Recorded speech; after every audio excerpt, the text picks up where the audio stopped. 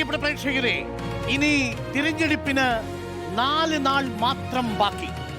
ഈ ദിവസം കഴിയുമ്പോൾ 4-ാം നാൾ വോട്ടെടുപ്പിന്റെ വിധി കേരളം രേഖപ്പെടുത്തി കഴിയും. ഭരണമാറ്റമാണോ ഭരണ തുടർച്ചയാണോ? കേരളത്തിന്റെ രാഷ്ട്രീയ മനസ്സിലെന്ത്? ആരാകും അധികാരത്തിലെത്തുക? ആരാകും നമ്മുടെ MLA? ഇന്നേക്ക് 4-ാം നാൾ കേരളം വിധി എഴുതും. 2 നാളേ ഉള്ളൂ പ്രചാരണത്തിന്, പരസ്യ പ്രചാരണത്തിന് 2 നാളേ ഉള്ളൂ. അതായത് നെഞ്ചെടുപ്പേറ്റി രാഷ്ട്രീയമായ ഉദ്വേഗ മുനയിലാണ് കേരളം നിൽക്കുന്നത്. മാധു, തീർച്ചയായും ഇന്ന് ഈ നിമിഷത്തിൽ ഒരിക്കൽ കൂടി പറയുകയാണ്, ഈ നിമിഷത്തിൽ നമ്മുടെ നാട് എങ്ങനെയാകും ചിന്തിക്കുന്നത് എന്നത് നമ്മൾ പരിശോധിക്കുകയാണ്. Reporter pre poll trend analysis 2026. Welcome.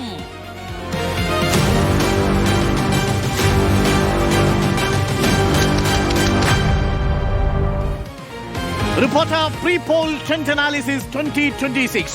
എന്താണ് ഈ ട്രെൻഡ് അനാലിസിസ് കൊണ്ട് ഉദ്ദേശിക്കുന്നത്? ഇതൊരു നേരിട്ടുള്ള സർവേ ആണോ? അല്ല. കേരളത്തിലെ 140 നിയമസഭാ മണ്ഡലങ്ങളെയും റിപ്പോർട്ടർ വാർത്താ സംഘം 2 മാസത്തിലധികമായി നടത്തിയ യാത്രയിൽ നിന്നുള്ള ജനകീയ വിവരശേഖരണമാണ് ഏകീകരിച്ച് പുറത്തുവിടുന്നത്. മെത്തഡോളജിയെ കുറിച്ച് ബോധ്യമുള്ളവർക്കറിയാം, ക്വാണ്ടിറ്റേറ്റീവായും ക്വാളിറ്റേറ്റീവായിട്ടും നമുക്ക് വിവരങ്ങൾ ശേഖരിക്കാം. ആദ്യഘട്ടത്തിൽ റിപ്പോർട്ടർ നടത്തിയ വലിയ ഡിജിറ്റൽ സർവേ, ഓൺലൈൻ സർവേ പ്രേക്ഷകർ കണ്ടതാണ്. ലക്ഷക്കണക്കിന് പ്രേക്ഷകരാണ് നേരിട്ട് റിപ്പോർട്ടറിന്റെ ഓൺലൈൻ ഡിജിറ്റൽ പ്ലാറ്റ്ഫോമിലെത്തി OTP ഉപയോഗിച്ച് അവരുടെ വോട്ട് രേഖപ്പെടുത്തിയത്. അത് ക്വാണ്ടിറ്റേറ്റീവായ വിവരശേഖരണമായിരുന്നു. രണ്ടാമത്, റിപ്പോർട്ടർ വാർത്താ സംഘം ക്വാളിറ്റേറ്റീവായ ഡാറ്റ ശേഖരണത്തിനാണ് ശ്രമിച്ചത്. വ്യത്യസ്ത ഭൂമിശാസ്ത്ര മേഖലകളിൽ എല്ലാ പാർട്ടിയിലുമുള്ള പ്രവർത്തകരും നേതാക്കളുമായും നടത്തിയ ആശയവിനിമയങ്ങൾ, വിവിധ സാമൂഹ്യ വിഭാഗങ്ങളും വിവിധ തൊഴിൽ മേഖലകളിൽ പങ്കെടുക്കുന്നവരും വിവിധ പ്രായങ്ങളിലുള്ളവരും തുടങ്ങി വിവിധ ഇടങ്ങളിലെ ഫോക്കസ് ഗ്രൂപ്പുകളുമായി നടത്തിയ ആഴമേറിയ സംവാദങ്ങൾ, ആ സംവാദങ്ങൾക്കൊപ്പം ഇൻഡെപ്ത് ഇന്റർവ്യൂസ്, വിവിധ നേതാക്കളിൽ നിന്നുള്ള പ്രതികരണങ്ങൾ, സാമുദായിക വിഭാഗങ്ങളിൽ നിന്നുള്ള പ്രതികരണങ്ങൾ, ടാർഗറ്റഡ് ഗ്രൂപ്പുമായി നടത്തിയ അഭിമുഖങ്ങൾ, ഇവയെല്ലാം ഈ വിവരശേഖരണത്തിന്റെ ഭാഗമാണ്. 16.5 ലക്ഷത്തിലധികം പേരാണ് റിപ്പോർട്ടറിന്റെ ക്വാണ്ടിറ്റേറ്റീവ് ഡാറ്റ ശേഖരണത്തിനായി നമ്മളുടെ ഈ റിപ്പോർട്ടറിന്റെ ഓൺലൈൻ പ്ലാറ്റ്ഫോമിലെത്തിയത്. ആ ഡാറ്റയിൽ നിന്ന് നമുക്ക് ലഭിച്ച സൂചനകളും ഈ പ്രീ പോൾ ട്രെൻഡ് അനാലിസിസിൽ ഉപയോഗിക്കുന്നു. ക്വാളിറ്റേറ്റീവ് ഡാറ്റ ശേഖരണമായിരുന്നു അത്. ആഴമേറിയ അഭിമുഖങ്ങൾ വഴി, ഫോക്കസ് ഗ്രൂപ്പ് ഡിസ്കഷൻ വഴി, ഒപ്പം തന്നെ വിവിധ ടാർഗറ്റഡ് ഗ്രൂപ്പുമായി നടത്തിയ ആശയ സംവാദങ്ങൾ വഴിയാണ് റിപ്പോർട്ടർ വാർത്താ സംഘം ഈ നിഗമനങ്ങളിലേക്ക് എത്തിച്ചേർന്നിരിക്കുന്നത്. 140 മണ്ഡലങ്ങളുടെയും സാധ്യതയാണ്.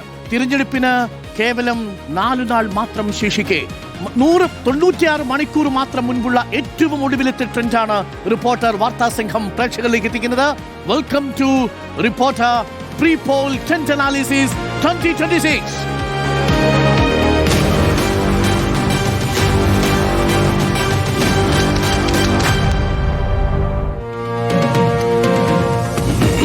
സ്മൃതി, നമ്മൾ പ്രേക്ഷകരിലേക്ക് എത്തിക്കുന്നത് ജില്ല തിരിച്ചുള്ള കണക്കാണ്. പിയാസുനിൽ നമ്മൾ ഓരോ ജില്ലയിലൂടെ കടന്നു പോകും. ജില്ലയിലുള്ള ഇപ്പോഴത്തെ കണക്ക്, ഒപ്പം തന്നെ നമ്മളുടെ ട്രെൻഡ് അനാലിസിസ് വഴി നമ്മൾ പ്രവചിക്കാൻ പോകുന്ന ഈ മണിക്കൂറിലെ സാധ്യത, അതാണ്. ഇനിയുള്ള 3 ദിവസങ്ങൾ വളരെ നിർണായകമാണ് പിയാസുനിൽ. ഉറപ്പായും ഇനി ഇന്ത്യൻ രാഷ്ട്രീയത്തിൽ ഏത് രാഷ്ട്രീയ സാഹചര്യത്തിലും ഓരോ ദിവസമല്ല ഓരോ മണിക്കൂറും വളരെ പ്രധാനപ്പെട്ടതാണ്. അപ്പോൾ ഇനി 2 ദിവസം കൂടിയുണ്ട്. എങ്ങനെയൊക്കെ മാറിമറിയും എന്നറിയാൻ കാത്തിരിക്കാം. ഏതായാലും ഇതുവരെയുള്ള ട്രെൻഡാണ് നമ്മൾ പറയാൻ പോകുന്നത്. ഏറ്റവും ഒടുവിലത്തെ ട്രെൻഡ് ആന്റോ അഗസ്റ്റിൻ. ഇനി 96 മണിക്കൂർ മാത്രം. അത് കഴിയുമ്പോഴേക്കും നമ്മൾ പോളിംഗ് ബൂത്തിലേക്ക് എത്തുന്ന ഒരു സാഹചര്യമാണ്. നാളെ 6, 7, അത് കഴിഞ്ഞാൽ 8-ാം തീയതി നിശബ്ദ പ്രചരണം, അത് കഴിഞ്ഞാൽ പോളിംഗ്. അപ്പോൾ ഏറ്റവും ഒടുവിലത്തെ ട്രെൻഡാണ്. വളരെ ഒടുവിലത്തെ ട്രെൻഡാണ്. അത് മാത്രമല്ല, നമ്മളെ സംബന്ധിച്ചിടത്തോളം ഓരോ മണ്ഡലങ്ങളും ഇഴകീറി പരിശോധിച്ചിട്ടുണ്ട് നമ്മുടെ റിപ്പോർട്ടർമാരും. അരുൺ സാർ നേരത്തെ പറഞ്ഞ പോലെ എല്ലാവിധ സാമുദായിക സംഘടനകളും എല്ലാം അവർ ഡിസ്കസ് ചെയ്തെടുത്തൊരു ഡാറ്റയാണ്. അപ്പോൾ ഇത് എല്ലാ ജില്ലാടിസ്ഥാനത്തിൽ ഓരോ മണ്ഡലങ്ങളിൽ ചെല്ലുമ്പോൾ അവരുടെ ട്രെൻഡ് എന്താണെന്ന് അവിടുത്തെ ജനങ്ങൾക്ക് അറിയാം എന്നുള്ളതാണ്. അത് തന്നെയാണോ നമ്മൾ പറയാൻ പോകുന്നത് എന്നുള്ളതാണ് ഏറ്റവും വലിയ പ്രധാനപ്പെട്ട കാര്യം. മാധു, ഈ തെരഞ്ഞെടുപ്പിൽ എല്ലാവരും ഉറ്റുനോക്കുന്നത് ഒരു ഭരണവിരുദ്ധ വികാരമുണ്ടെങ്കിൽ UDF അധികാരത്തിൽ എത്തണമെങ്കിൽ 30 സീറ്റുകളോളം ഇനി അവർ LDFന്റെ കോട്ടകളിൽ നിന്ന് പിടിച്ചെടുക്കണം. അത് സാധ്യമാകുമോ എന്ന് നമ്മൾ ഈ ട്രെൻഡ് പറയുമ്പോഴത്തെ ഏറ്റവും കൗതുകമുള്ള ഒരു കാര്യം എന്താണെന്ന് അറിയുമോ? ഓരോ ജില്ലകളിൽ ഇപ്പോഴുള്ള മണ്ഡലങ്ങൾ എത്രയാണെന്ന് ഓരോ പാർട്ടിയുടെയും അണികൾക്കറിയാം. അവിടെ നിന്ന് പിടിച്ചെടുക്കാൻ കഴിയുന്നതും കടുത്ത പോരാട്ടം നടക്കുന്നതും വിട്ടുകൊടുക്കില്ലെന്ന് വാശിയുള്ളതുമായ മണ്ഡലങ്ങൾ, അവിടെ എന്താണ് ട്രെൻഡ് എന്ന് നമ്മൾ പ്രേക്ഷകരോട് പറയാൻ പോവുകയാണ്. ഈ അടിയൊഴുക്കുകൾ വളരെ നിർണായകമാണ്. നമ്മൾ ഇപ്പോൾ സംസാരിക്കുന്ന സമയത്ത് പോലും അടിയൊഴുക്കുകൾ വളരെ സജീവമാണ്. നാളെ, മറ്റന്നാൾ അതിന് തൊട്ട് അടുത്ത ദിവസം, ഈ 3 ദിവസവും ഓരോ മണിക്കൂറും ഒരുപക്ഷെ ഈ സാധ്യതകളെ മാറ്റിമറിക്കാവുന്ന എന്തു വേണമെങ്കിലും സംഭവിക്കാം. താങ്കളിപ്പോൾ മണ്ഡലങ്ങളിലൂടെ പോയി ജനങ്ങളോട് സംസാരിച്ചു, നേതാക്കളോട് സംസാരിച്ചു. ഒരുപക്ഷെ ആ കുറഞ്ഞ പ്രതികരണങ്ങളായിരിക്കില്ല അവ ചിലപ്പോൾ വോട്ട് കുത്തുമ്പോൾ പറയുക. പലപ്പോഴും സൈലന്റ് ആയ ഒരു വിഭാഗമുണ്ട്, സൈലന്റ് ആയി പ്രതികരിക്കാത്ത അല്ലെങ്കിൽ വളരെ നിർവികാരമായി പ്രതികരിക്കുന്ന ഒരു വിഭാഗമുണ്ട്. അവരായിരിക്കും ചിലപ്പോൾ കാര്യങ്ങൾ നിർണ്ണയിക്കുക എന്നുള്ളതാണ്. അപ്പോൾ നമുക്ക് അങ്ങനെ പറയാൻ സാധിക്കില്ല. ഈ 10 വർഷത്തിന് ശേഷം ഒരു തുടർ ഭരണത്തിലേക്ക് പോകുമോ എന്ന രൂപത്തിൽ കേരളം ആ രൂപത്തിൽ ചർച്ച ചെയ്യുന്നത് ആദ്യമാണല്ലോ. അപ്പോൾ ചോദ്യം ഇതാണ്, ചരിത്രം പിറക്കുമോ എന്നുള്ളതാണ്. അതെ, ചരിത്രം പിറക്കുമോ, അട്ടിമറിക്കപ്പെടുമോ? അതായത് ഈ പറയുന്ന വലിയ പ്രതീക്ഷകൾ, ഇടതുപക്ഷം മുന്നോട്ട് വയ്ക്കുന്ന വലിയ പ്രതീക്ഷകളെ അട്ടിമറിക്കുന്ന വലിയ രീതിയിലുള്ള ഒരു ജനവികാരം താഴെത്തട്ടിലുണ്ടോ? അത് നമ്മൾ കാണാത്തതാണോ? രാഷ്ട്രീയ നേതാക്കൾക്കും രാഷ്ട്രീയ പ്രവർത്തകർക്കും അത് കുറച്ചുകൂടി കാണാൻ കഴിയുന്നുണ്ടാകും.